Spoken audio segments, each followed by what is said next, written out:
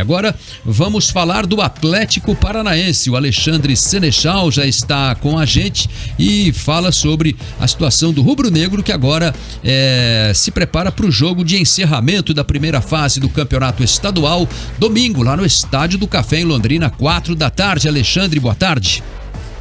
Boa tarde, Linhares, Dalk, TT, Júlio e também a todos que nos acompanham aqui na Jovem Pan News FM, tanto no rádio, claro, no 107.1, como também no nosso YouTube, lá no Jovem Pan Grupo RIC.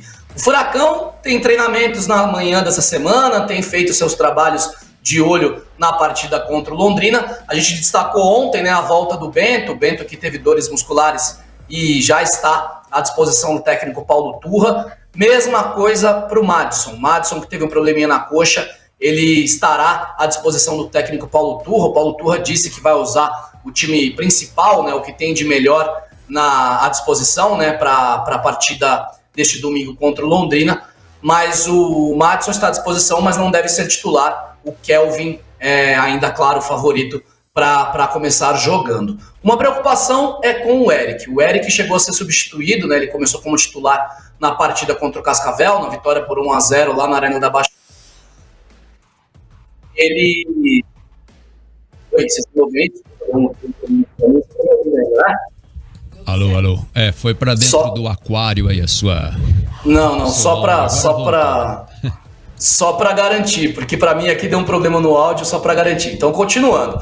O Eric foi titular contra o Cascavel, foi substituído para a entrada do Hugo Moura no segundo tempo e ainda preocupa. A expectativa era para o Eric voltar a trabalhar com bola, isso ainda não aconteceu e a gente, claro, segue atrás de novidades lá dentro do CT do Caju para saber se o Eric estará ou não à disposição para a partida contra o Londrina.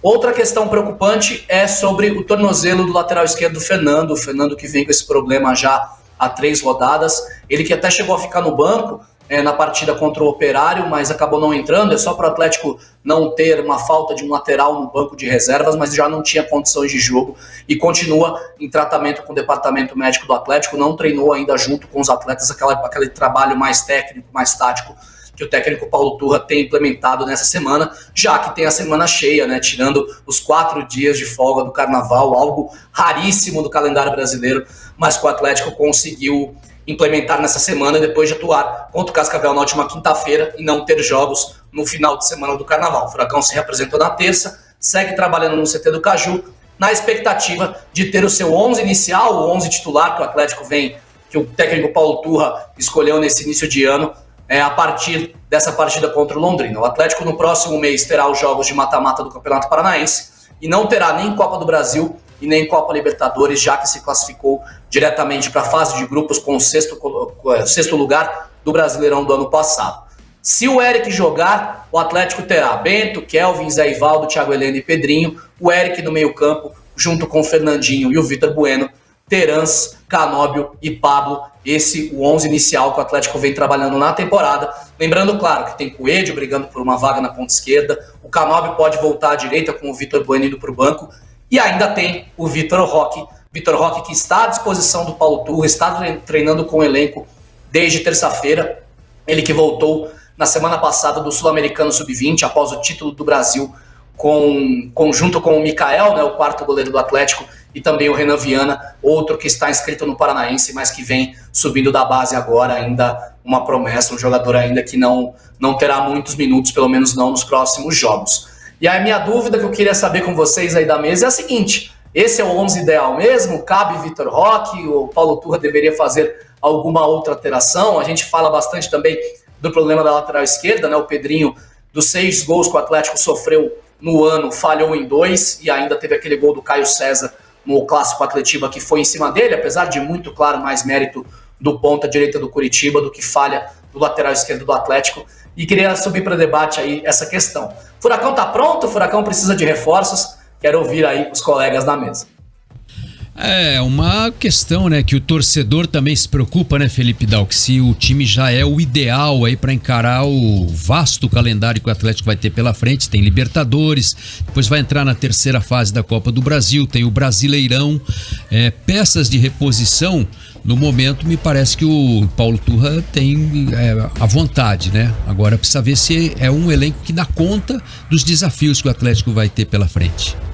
A vontade eu acho que é um pouquinho de exagero, porque eu acho que o Atlético ainda falta pontas, principalmente mais um ali pra brigar. Eu acho que é o principal, assim, porque o Atlético tem o Canobi e o Coelho, daí tem os jogadores que estão disputando posição ali, que estão jogando, na verdade, meio improvisados, né? O Terence e o Vitor Bueno que vão fazer essa troca. Eu acho que no resto, assim, no geral, o Atlético tá bem servido. Só que, claro, jogadores que foram testados e até aqui deram uma titubeada, aí já cria aquele ponto de interrogação, dúvida, né? Na cabeça do torcedor, não só do torcedor, né? Mas obviamente internamente também. E eu creio muito, Linha, que essa questão da lateral esquerda, principalmente, é a principal situação, assim, do Atlético até aqui. Porque o Fernando foi melhor defensivamente, mas ainda não teve tantas oportunidades assim. O Pedrinho é muito bom atacando, mas ele deixa a desejar defensivamente. Então talvez fosse fazer um equilíbrio entre uma lateral e outra. Porque o Kelvin evoluiu muito a parte defensiva dele também, mas ele ainda é o cara que muito mais ataca.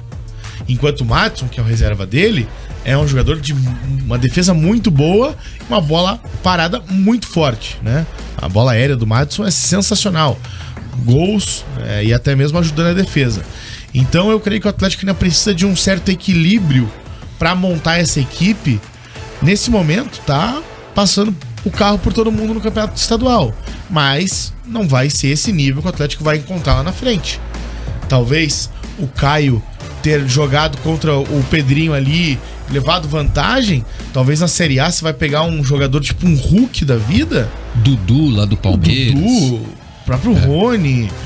Tem vários atletas. Bruno Henrique, independente, um Arrascaeta da vida.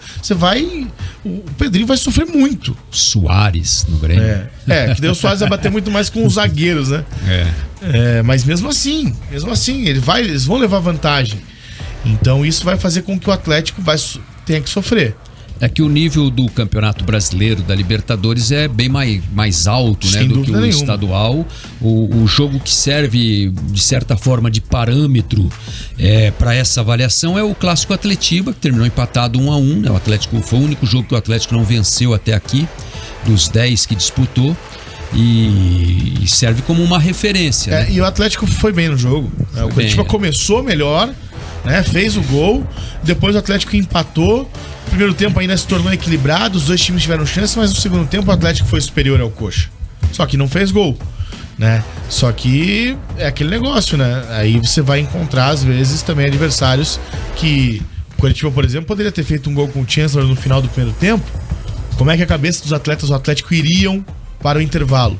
Exato. Né? E isso pode acontecer a todo momento no Campeonato Brasileiro.